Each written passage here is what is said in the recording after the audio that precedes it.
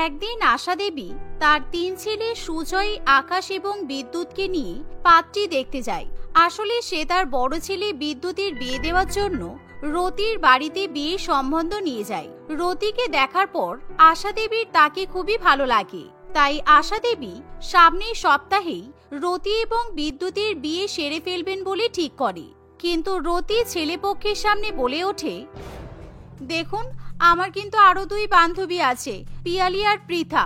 আমরা 3 জনই ঠিক করেছি আমরা একই বাড়িতে বিয়ে করব। তাই আপনি যদি আপনার বাকি 2 ছেলের সঙ্গে আমার 2 বান্ধবীর বিয়ে দেন, তাহলে কিন্তু আমি আপনার বড় ছেলেকে বিয়ে করতে পারবো, তা না হলে আমি কিছুতেই বিয়ে করতে পারবো না। রতির এরকম কথা শুনে আশা দেবী এবং তার 3 ছেলে খুবই অবাক হয়। কিন্তু কিছুক্ষণের মধ্যেই রতি যখন তার 2 বান্ধবীকে সেখানে ডাকে, তখন আশা দেবী পিয়ালি এবং পৃথাকেও পছন্দ করে নেয়, যার ফলে দেখতে দেখতে খুব তাড়াতাড়ি 3 বান্ধবীর সঙ্গে আশা দেবীর 3 ছেলের বিয়ে হয়ে যায়। শোনো, তোমরা 3 বৌমা 3 রকম রান্না করবে। আমি কিন্তু সবার হাতের রান্নার টেস্ট করে দেখতে চাই। খাবার বানানো নিয়ে তোমরা কোনো চিন্তা করো না, তোমরা যত খুশি খাবার রান্না করবে। এই রতি, তুই তো আমার বিয়ে দিয়ে দিলি, কিন্তু আমি যে রান্নাবান্না কিছুই করতে পারি না। শাশুড়ি মা যদি জানতে পারে তাহলে আমাকে নিশ্চয়ই খুব বকবে। আমি এবার কি করব? আমি তো এখনো গ্যাস ওভেন চালানোই শিখিনি। আরে তুই চিন্তা করছিস কেন? আমি আর পিয়ালি আছি তো, আমরা দুজনেই ঠিক রান্না করে নেব। তোকে কিছু করতে হবে না, তুই নিশ্চিন্তে গিয়ে টিভি দেখ, আমরা সব সামলে নেব। যা। রতির কথা শুনে পৃথা টিভি দেখতে চলে যায়। এমন সময় আশা দেবী পৃথাকে দেখে কিছু বলে না, কিন্তু দুপুর হতেই আশা দেবী খাবার খেতে চলে আসে। কিন্তু এমন সময় আশা দেবী সেই খাবার না খেয়ে পৃথার কথা জিজ্ঞাসা করতে শুরু করে। আপনার কি আমাদের হাতে রান্না খেতে ভালো লাগছে না? পৃথা রান্না বান্না করতে পারে না, ওর হয়ে আমরা রান্না করে দেব। আর শুনুন, আপনার খাওয়া হয়ে গেলে টেবিলে সমস্ত খাবার ফ্রিজে ঢুকিয়ে দেবেন, কারণ আমরা 3 বান্ধবী কিন্তু আগেই খেয়ে নিয়েছি, আমাদের খুব খিদে পাচ্ছিল। এমন কথা শুনে আশা দেবী খুবই অবাক হয়। ঠিক তখনই পৃথা জামা কাপড় পরে সেজে গুজে রেডি হয়ে বাইরে বেরিয়ে আসে। চল, আমি রেডি, সিনেমায় যাওয়ার জন্য দেরি হয়ে যাচ্ছে। তাড়াতাড়ি না গেলে কিন্তু ফার্স্ট সিনগুলো মিস করে যাব। আমরা আসি মা, কেমন?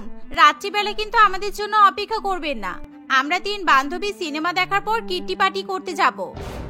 এই বলে 3 বান্ধবী বাড়ি থেকে বেরিয়ে যায়। 3 বউয়ের এরকম ব্যবহার দেখে আশা দেবী আকাশ থেকে পড়ে। সে প্রথম দিনই বুঝতে পারে 3 বান্ধবীকে একসঙ্গে বাড়ির বউ করে নিয়ে এসে সে খুব বড় ভুল করে ফেলেছে। দেখতে দেখতে অনেক রাত হয়ে আসে, কিন্তু 3 বৌমা তখনও বাড়িতে ফিরে আসে না। ফলে আশা দেবী ফ্রিজ থেকে একাই খাবার বের করে গরম করে খেয়ে নেয়। কিছুক্ষণের মধ্যেই আশা দেবীর একমাত্র মেয়ে টিয়া তাকে ফোন করে। কি ব্যাপার মা, আজকে তুমি আমাকে ফোন করলে না কেন? 3 বৌমার সঙ্গ পেয়ে নিজের মেয়েকে ভুলে গেলে? আমি কিন্তু কয়েকদিনের মধ্যেই বাড়ি যাব। আর 3 বৌমার সঙ্গ কোথায় পেলাম রে? ওরা 3 বান্ধবী মিলে সিনেমা দেখতে বেরিয়েছে আর আমাকে একা বাড়িতে রেখে গেছে। আমার খুব মন খারাপ ছিল, তাই আমি তোকে ফোন করতে ভুলে গেছি। কি, তোমার 3 বৌমা তোমাকে একা রেখে বাইরে বেড়াতে গেছে? না না, আমার মনে হচ্ছে একবার এই ব্যাপারটা দাদাদেরকে জানাতে হবে। আমি কিন্তু আগেই তোমাকে বলেছিলাম এরকম 3 বান্ধবীকে বাড়ির বৌমা করে নিয়ে এসো না, তুমি তো আমার কথা শোনোনি। এই বলে টিয়া তখনই ফোন রেখে তার দাদা বিদ্যুৎকে ফোন করে। কি রে দাদা, আমি শুনলাম বৌদিরা নাকি মাকে একা বাড়িতে রেখে নিজেরা ফুর্তি করতে বেরিয়েছে। অনেক রাত হয়ে গেছে, এখনো তোরা বাড়ি ফিরেনি। তোরা তোদের বউকে একটু শাসন করতে পারছিস না? মায়ের তো বয়স হয়েছে, মায়ের সাথে তো ওদের সবসময় থাকা দরকার। বোনের মুখে এরকম কথা শুনে বিদ্যুৎ রেগে যায়, তাই তখনই বিদ্যুৎ ফোন করে 3 বউকে বাড়িতে ফিরতে বলে। ফলে পৃথা, রতি এবং পিয়ালি তাড়াতাড়ি বাড়িতে ফিরে আসে। এই যে, আপনি আপনার ছেলেকে আমাদের বিরুদ্ধে কথা লাগিয়েছেন, তাই না? আমরা নতুন বিয়ে করে সুখে আছি, সেটা আপনি কিছুতেই মেনে নিতে পারছেন না। আপনার মতো 60 বছর বয়স হয়ে গেলে আমরা তো আর ড্যাং ড্যাং করে সিনেমা দেখতে যেতে পারবো না। এভাবে পৃথা, পিয়ালি এবং রতি 3 বান্ধবী একজোট হয়ে আশা দেবীকে অনেক অনেক কথা শোনায়। তাই আশা দেবী চাইলেও 3 বান্ধবীর সঙ্গে পেরে উঠতে পারে না। সে চুপচাপ মুখ বন্ধ করে নিজের ঘরে চলে যায়। এভাবেই 2-1 দিন কাটে। এই রতি, কালকে আগুনের সামনে রান্না করে দেখ না, আমার গায়ে ট্যান পড়ে গেছে। আমার মনে হয় আমাদের পার্লারে যাওয়া উচিত। এমনিতেও আমাদের স্বামীরা কেউই বাড়িতে থাকে না, আমরা তিনজন বাড়িতে বসে বসে কি করব? বিয়ের আগে যেমন আমরা তিনজন একসঙ্গে ঘুরতে যেতাম, এখানেও সেরকমই ঘুরতে যাব। ঠিক এমন সময় আশা দেবী তিন বউয়ের কথোপকথন শুনে ফেলে, কিন্তু সে তবুও তিন বউয়ের সঙ্গে ঝগড়াঝাটি করতে চায় না। তোমাদের যেখানে খুশি তোমরা ঘুরে এসো, আমি তোমাদের কখনোই আটকাবো না, তোমরা চিন্তা করো না। আমি আমার ছেলেদেরকেও তোমাদের ঘুরতে যাওয়ার কথা বলবো না। শুধু দয়া করে তোমরা আমার সংসারে শান্তি বজায় রাখো। আমি ঝগড়া ঝামেলা অশান্তি একদমই পছন্দ করি না। শাশুড়ি মায়ের কথা শুনে তিন বউ খুবই খুশি হয়, তাই তারা তখনই পার্লারে যাওয়ার জন্য বেরিয়ে পড়ে। এদিকে আশা দেবীর পায়ে বাতের ব্যথার জন্য সে কিছুতেই দাঁড়িয়ে দাঁড়িয়ে রান্না করতে পারে না, কিন্তু তবুও সে নিজের জন্য ডাল ভাত রান্না করে। কিছুক্ষণের মধ্যেই হঠাৎই দরজায় নক পড়ে। আশা দেবী দরজা খুলে তার বোন লতিকা ও তার পরিবারকে দেখতে পায়। আজকে তোকে সারপ্রাইজ দিতে এলাম, যখনই আসি তোকে ফোন করে আসি। আজকে ভাবলাম দেখি হঠাৎ করে বাড়িতে এলে তোর তিন বৌমা কেমন আমাদের আপ্যায়ন করতে পারে। তোর তিন ছেলের এত তাড়াতাড়ি বিয়ে হয়ে গেল, আমি তো অসুস্থ ছিলাম বলে বিয়েতে আসতেই পারলাম না। এমন কথা শুনে আশা দেবী বড্ড বিপদে পড়ে, কারণ এখন তিন বউয়ের কেউই বাড়িতে উপস্থিত থাকে না। অন্যদিকে তিন বান্ধবী একসঙ্গে পার্লারে যাই, শপিং মলে গিয়ে কেনাকাটা করে এবং রেস্টুরেন্ট থেকে খাবার দাবার খেয়ে সেই সাথে খাবার প্যাক করে বাড়িতে নিয়ে আসে। তিন বান্ধবী যখন গল্প করতে করতে বাড়িতে ঢোকে, তখনই তারা লতিকা দেবী এবং তার পরিবারকে দেখতে পায়। কি ব্যাপার, তোমরা তিনজনে মিলে কোথায় গিয়েছিলে? আমরা কতক্ষণ ধরে তোমাদের জন্য অপেক্ষা করছি। তোমরা কি বাড়িতে রান্না বান্না কাজকর্ম করো না? এভাবে শুধু বাইরে বাইরে ঘুরে বেড়াও? আরে না মাসিমা, আসলে আজকে সকালবেলা মা আমাদেরকে বলেছিলেন আমাদের বাড়িতে আজকে হয়তো কেউ আসতে পারে, তাই আমরা আপনাদের জন্য রেস্টুরেন্ট থেকে খাবার আনতে গিয়েছিলাম। আমাদের বাড়ির পাশে একটা রেস্টুরেন্ট রয়েছে, ওই রেস্টুরেন্টের কিন্তু খুব নামডাক, তাই ভাবলাম আজকে না হয় ওই রেস্টুরেন্টের খাবার আপনাদেরকে খাওয়াই। এই বলে রতি তখনই অতিথিদের চিকেন দো পেঁয়াজা, মাটন কোরমা, ফ্রাইড রাইস, বাসন্তী পোলাও এবং মোরগ পোলাও পরিবেশন করে। তাই সবাই পেট ভরিয়ে খাওয়া দাওয়া করে সেখান থেকে চলে যায়। আপনি ইচ্ছা করে আপনার বোনেদেরকে বাড়িতে ডেকে নিয়ে এসেছিলেন, তাই না? যাতে আমাদেরকে ভালোভাবে অপমান করা যায়। আপনি জানেন আমরা রেস্টুরেন্ট থেকে কত দামি দামি খাবার এনেছিলাম। আমাদের রাতের খাবারগুলো সবই তো অতিথিদের খাইয়ে দিতে হলো, এবার আমরা রাতে কি খাবো? আমাদের চিকেন মাটন ছাড়া অন্য কিছু খেতে ইচ্ছাই করে না। এদিকে আবার রেস্টুরেন্টে গিয়ে খাবার কেনা সম্ভব নয়। আরে তোরা চুপ কর, যে আমাদের খাবারগুলো নষ্ট করেছে তাকে এখন আমাদের জন্য রান্না করে দিতে হবে। কি মা, আমাদের জন্য রান্না করে দেবেন তো? ফ্রিজের মধ্যে চিকেন আর মাটন রাখা আছে। যে আইটেমগুলো আমরা রেস্টুরেন্ট থেকে এনেছিলাম, এখন সব আইটেমগুলো আপনি আমাদেরকে রান্না করে খাওয়াবেন। এভাবে তিন বৌমা আবার একজোট হয়ে শাশুড়ি মায়ের উপর অত্যাচার শুরু করে। আশা দেবী বাধ্য হয়ে রান্নাঘরে যায় আর তিন বৌমার জন্য রান্নাবান্না শুরু করে, কিন্তু সে বেশিক্ষণ ধরে দাঁড়িয়ে রান্নাবান্না করতে পারে না। তার ভীষণই কোমরে যন্ত্রণা শুরু হয়, কিন্তু তবুও তার কিছু করার থাকে না। এভাবেই দেখতে দেখতে কিছুদিন কাটে। এখন রতি, পিয়ালি এবং পৃথা তিন বান্ধবী তাদের শাশুড়ি মাকে কখনোই পাত্তা দেয় না। তারা সবসময় নিজেদেরকে নিয়েই ব্যস্ত থাকে, বাইরের রেস্টুরেন্টে খাওয়া দাওয়া করে আর প্রচুর প্রচুর টাকা নষ্ট করে। কিন্তু তিন ছেলে যখন বাড়িতে ফিরে আসে, তখন তিন বৌমা সবসময় বাড়িতে থাকে। এমনই একদিন আশা দেবী রান্না করতে গিয়ে হঠাৎ করে সে পা অবশ হয়ে পড়ে যায়। এমন সময় টিয়া সেখানে এসে মায়ের এরকম অবস্থা দেখে তাকে সাথে সাথে হাসপাতালে নিয়ে যায়। কিন্তু তিন বৌদি তখন বাড়িতে না থাকায় টিয়া ভীষণ পরিমাণে রেগে যায়। তাই টিয়া তখনই তার দাদাদেরকে ফোন করে হসপিটালে ডাকে। তোদের তিন বউ প্রত্যেকদিন বাইরে বাইরে ঘুরে বেড়ায়, আর মা বাড়িতে থেকে বাড়ির কাজকর্ম করে, রান্না বান্না করে। আজকে রান্না করার সময় মা পড়ে গিয়ে মায়ের কোমরের হাড় ভেঙে গেছে। প্রতিবেশীদের কাছ থেকে আমি সব জানতে পেরেছি। এরকম বৌদির বাড়িতে রেখে কি লাভ, যে মায়েরই ঠিকমতো খেয়াল রাখতে পারে না? নিশ্চয়ই এই বৌদিতে চাপে পড়ে মা আমাদেরকে কিছুই জানায় না। এবার আমি ঠিক করেছি, আমি তোমাকে ডিভোর্স দিয়ে ছাড়বো। তুমি প্রত্যেক মাসে আমার অ্যাকাউন্ট থেকে প্রচুর টাকা নিয়ে দুহাতে ওড়াও, আর সামান্য একটু আমার মায়ের খেয়ালটুকু রাখতে পারছো না। তাহলে তোমাকে আবার বউ বানিয়ে রেখে লাভ কি বলো তো? বিদ্যুতের সঙ্গে সঙ্গে আকাশ এবং সুজয়ও নিজেদের স্ত্রীদেরকে ডিভোর্স দিতে চায়, কিন্তু আশা দেবী মোটেই তার সংসারে ঝগড়া অশান্তি চায় না। আরে আমি নিজেই বৌমাদেরকে বাইরে খাবার দাবার নিয়ে আসার জন্য পাঠাতাম, ওদেরকে আমি নিজেই বাইরে যেতে বলতাম। তোরা কেন শুধু শুধু নিজেদের মধ্যে ঝামেলা করছিস? আমি অনেকদিন রান্না বান্না করিনি তো, তাই ভেবেছিলাম আজকে একটু রান্না করি, এতে কিন্তু বৌমাদের কোনো দোষ নেই। এমন সময় আশা দেবী 3 বৌমার হয়ে মিথ্যা কথা বলছে দেখে 3 বউয়ের ভীষণই খারাপ লাগে। এত বড় দুর্ঘটনা হবার পরেও আশা দেবী তার 3 বৌমাকে সাপোর্ট করে, যা দেখে 3 বউ নিজেদের ভুল বুঝতে পারে। মা, আপনি আমাদের ক্ষমা করে দিন, আসলে আমরা 3 জনই দোষী। আমাদের জন্য আজকে আপনার এরকম অবস্থা হয়েছে। আমরা 3 বান্ধবী মিলে সবসময় আপনাকে দাবিয়ে রাখার চেষ্টা করেছিলাম। আসলে আমরা ভেবেছিলাম আমরা 3 বান্ধবী যদি একই শ্বশুর বাড়িতে বিয়ে করি তাহলে শাশুড়ি মা কখনোই আমাদের উপর কাজের বোঝা চাপিয়ে দিতে পারবে না। আমরা সবসময় আমাদের শাশুড়ি মাকে দাবিয়ে রাখতে পারবো আর নিজেদের মতো জীবনটা উপভোগ করতে পারবো। কিন্তু আমরা ভুল করেছি। আমরা আর কখনো আপনার সঙ্গে খারাপ ব্যবহার করব না। আমরা এবার মন দিয়ে সংসার করব। এভাবে 3 বান্ধবী সবার কাছে ক্ষমা চেয়ে নেয়। সেদিনের পর থেকে 3 বান্ধবী কখনোই উচ্ছৃঙ্খল জীবনযাপন করে না। তারা তাদের পরিবারের সঙ্গে মিলেমিশে সংসার করতে থাকে। সঙ্গীতা দেবী তার স্বামী মনোহর বাবু এবং তাদের একমাত্র ছেলে রণজিতের সঙ্গে বাস করত। সঙ্গীতা দেবী খুবই কূটনৈতিক, চালাক এবং লোভী প্রকৃতির মহিলা ছিল।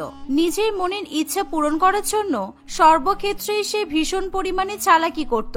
সে তার একমাত্র ছেলের বিয়ে খুবই ধনী পরিবারের এক মেয়ের সঙ্গে দেবে বলে ঠিক করে রেখেছিল। কিন্তু রণজিৎ তিতলি নামে একটি গরিব পরিবারের মেয়েকে খুবই পছন্দ করত এবং তাকেই সে বিয়ে করতে চাইতো। রণজিৎ এটাও জানতো তিতলিকে তার মা কখনোই বৌমা হিসাবে স্বীকার করবে না। তিতলি গরিব হওয়ার পাশাপাশি খুবই সরল সিধাসাদা একটি মেয়ে ছিল। তুই কোনো চিন্তা করিস না বাবা, আমি সব সামলে নেব। তোর মাকে না জানিয়ে তোর মায়ের অনুপস্থিতিতে আমি তোর সঙ্গে তিতলির বিয়ে দেব। জানি তোদের বিয়ের পর একটা ঝড় উঠবে, সেই ঝড়টা আমাকেই সামলাতে হবে। মনোহর বাবু তার একমাত্র ছেলের মনের দুঃখ বুঝে তাকে সাপোর্ট করে। রণজিৎ এবং তার বাবা তিতলিদের বাড়িতে চলে যায়। সেখানে তিতলির বাবা মায়ের উপস্থিতিতে এবং মনোহর বাবুর মধ্যস্থতায় তিতলি ও রণজিতের শুভ বিবাহ সম্পন্ন হয়। বিয়ে তো করলাম, কিন্তু এবার আমার খুব ভয় করছে। তোমার মা যদি আমাকে বাড়িতে উঠতে না দেয় আর আমার সঙ্গে সঙ্গে যদি তোমাকেও বাড়ি থেকে তাড়িয়ে দেয় তাহলে কি হবে? ভয় তো আমারও করছে তিতলি, জানি না আমাদের সঙ্গে মা কেমন ব্যবহার করবে। হে উপরওয়ালা, তুমি আমাদের সাহায্য করো। কিছুক্ষণের মধ্যেই রণজিৎ এবং তার বাবা তাদের নব গৃহবধূকে বাড়িতে নিয়ে আসে। বাড়িতে ঢোকার আগেই তাদের 3 জনের বুক ধকধক করছিল, কিন্তু তারা সঙ্গীতা দেবীকে দেখে চমকে ওঠে। সঙ্গীতা দেবী তার নতুন বৌমাকে স্বাগত করার জন্য হাতে বরণ ডালা নিয়ে দাঁড়িয়েছিল। সেই সাথে নতুন বৌমার গৃহপ্রবেশের জন্য নিয়ম রীতি পালন করার বেশ কিছু আয়োজনও করেছিল। এসো বৌমা এসো, আমি অনেকক্ষণ থেকে তোমাদের জন্য অপেক্ষা করছি। দেখি নতুন বৌমার মুখখানা একবার দেখি তো। আহারে, একেবারে চাঁদের মতো দেখতে। তোমরা সারা জীবন সুখে সংসার করো, আমি এটাই চাইবো।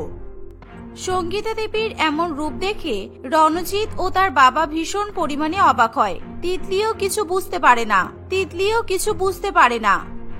আমি তো বেকারই চিন্তা করছিলাম, মা তো বেশ ভালো মতোই তিতলিকে মেনে নিচ্ছে, তাহলে বেকার তো মাকে লুকিয়ে বিয়েটা করতে গেলাম। তোর কি ভাবছিস রে বাবা মনে মনে? তোর মা অতটাও খারাপ নয়। নিজের বিয়েতে তোর মাকে অন্তত পাশে রাখতেই পারতিস। মায়েরা নিজের সন্তানের খারাপ চায় না। বিয়েটা তো যেমন তেমন ভাবে করে নিলি, কিন্তু তোদের বৌভাতের অনুষ্ঠানটা আমি খুবই ধুমধাম ভাবে পালন করতে চাই।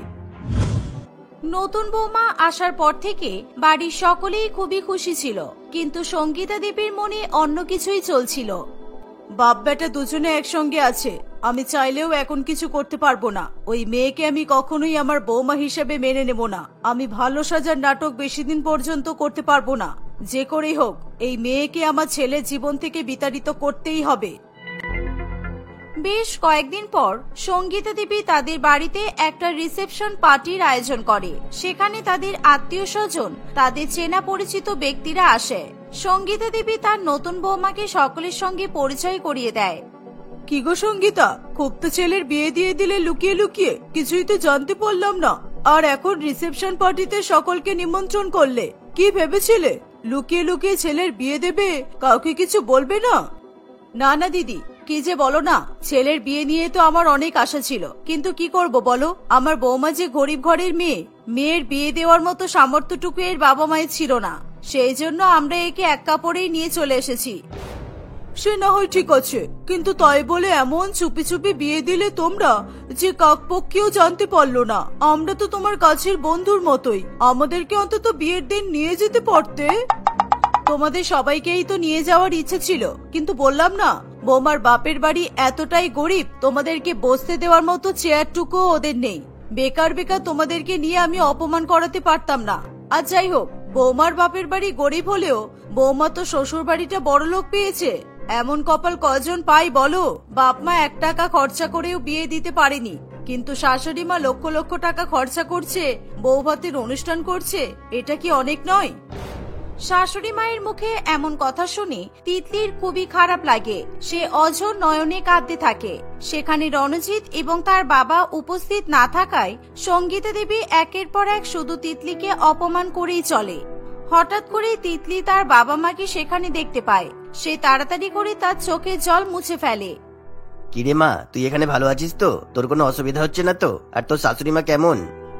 আমি খুব ভালো আছি বাবা, আমার এখানে কোনো অসুবিধা হচ্ছে না। আর আমার শাশুড়ি মা খুবই ভালো, আমাকে তো বাড়ির কোনো কাজই করতে দেয় না। সারাদিন শুধু শুয়ে বসে থাকতে থাকতে আমি তো বিরক্ত হয়ে যাচ্ছি।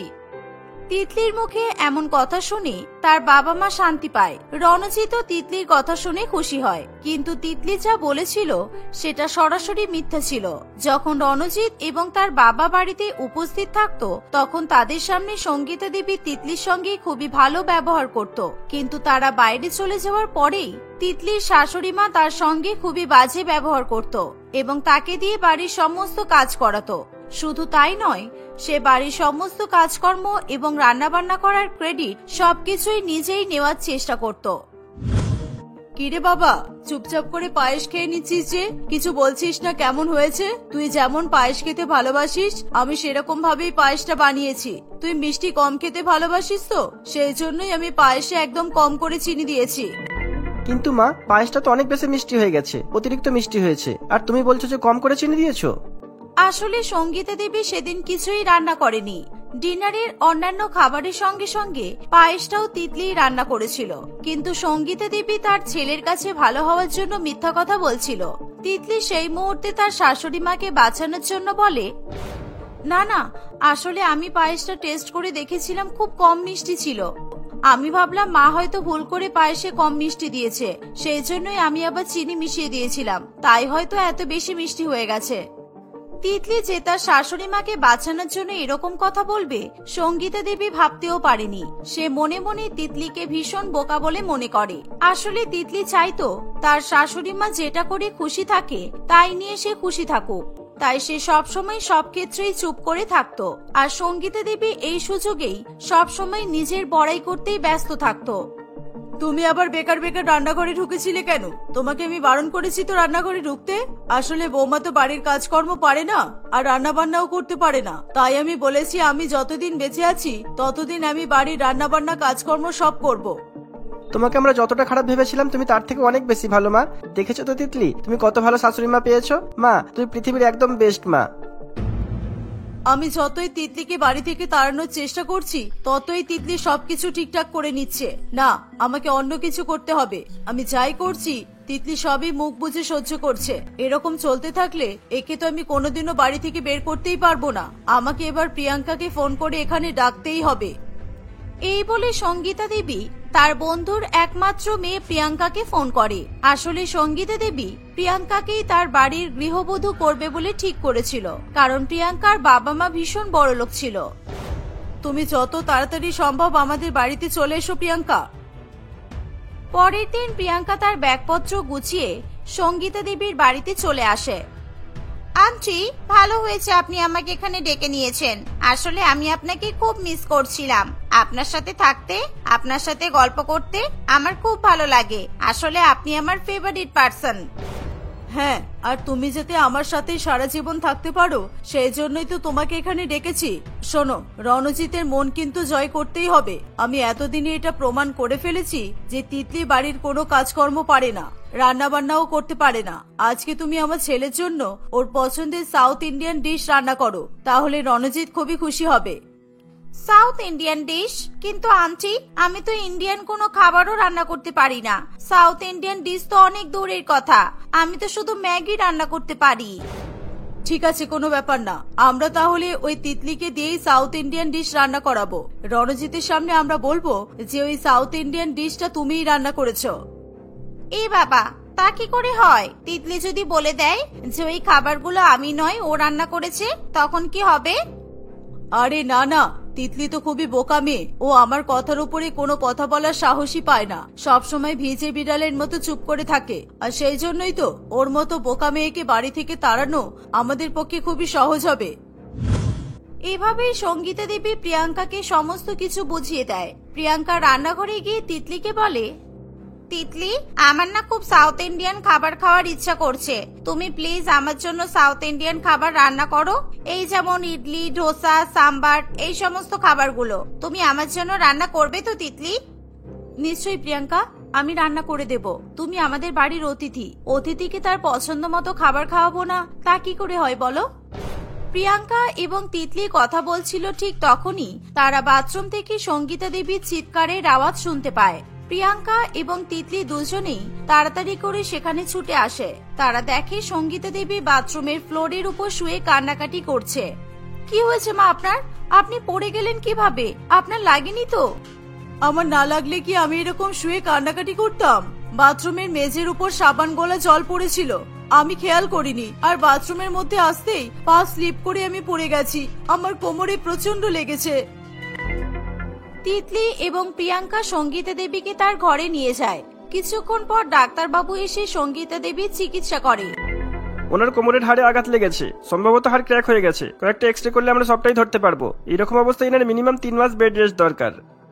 এই বলে ডাক্তারবাবু সেখান থেকে চলে যায়। তিতলি তার শাশুড়ি মায়ের জন্য খুবই হালকা পাতলা হেলদি কিছু খাবার রান্না করতে চায়। প্রিয়াঙ্কাকে সেই মুহূর্তে একা পেয়ে সঙ্গীতা দেবী বলে, প্রিয়াঙ্কা, এটাই সময়। আমি তিতলিকে আমার ধারে কাছেও ঘেঁষতে দেব না। তুমি এই সময়টা আমার সেবা যত্ন করো। আমার সেবা যত্ন করলে রণজিৎ খুবই খুশি হবে, আর আমার ছেলে ওই তিতলিকে ছেড়ে তোমাকে বিয়ে করবে। না আন্টি, আমি কিছুতেই এখানে থাকতে পারবো না। ডাক্তারবাবু বলেছেন আপনি তো বিছানা থেকে উঠতেই পারবেন না। আপনি তো বিছানাতেই হিসু করবেন, পটি করবেন। ইস, আমি সেগুলো কিছুতেই পরিষ্কার করতে পারবো না। পরিষ্কার করা তো দূরের কথা, আমি দেখতেও পারবো না। আমি মাকে বলেছি কালকেই গাড়ি পাঠাতে। আমি কালই বাড়ি চলে যাব। আপনি সুস্থ হয়ে গেলে আমাকে ফোন করবেন, তারপর দুজনে মিলে ওই তিতলিকে তাড়ানোর ব্যবস্থা করব।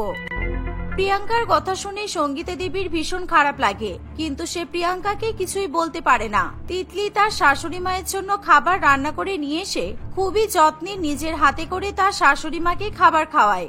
সঙ্গীতা দেবী বিছানাতেই হিসু এবং পটি করলে তিতলি সেগুলো নির্দ্বিধায় পরিষ্কার করে। এসব দেখে সঙ্গীতা দেবী মনে মনে তার ভুল বুঝতে পারে। আন্টি, আমার গাড়ি চলে এসেছে, আমি চলে গেলাম। ওকে, আপনি নিজের খেয়াল রাখবেন, আর আপনি সুস্থ হয়ে গেলে আমাকে ফোন করবেন, আমি চলে আসব। আমার খেয়াল রাখার জন্য আমার বৌমা আছে তো প্রিয়াঙ্কা। তোমাকে আর কষ্ট করে এখানে আসার কোনো দরকার নেই। তোমার বিয়ের কার্ডটা তুমি পাঠিয়ে দিও। তোমার বিয়েতে আমি আর আমার বৌমা নিশ্চয়ই যাব। সঙ্গীতা দেবীর কথা শুনে প্রিয়াঙ্কা খুবই রেগে যায়। সে বুঝতে পারে সঙ্গীতা দেবী তিতলিকে তার বৌমা হিসেবে স্বীকার করে নিয়েছে। তিতলি তার শাশুড়ি মায়ের মুখে এমন কথা শুনে খুবই খুশি হয়। সে খুবই আদর যত্নে তার শাশুড়ি মাকে 3 মাসের মধ্যেই সুস্থ করে তোলে। এখন সঙ্গীতা দেবী তার বৌমার সঙ্গে নিজের মেয়ের মতোই ব্যবহার করে। শাশুড়ি বৌমার মধ্যে এমন ভালোবাসা দেখে রণজিৎ ও তার বাবাও খুবই খুশি হয়।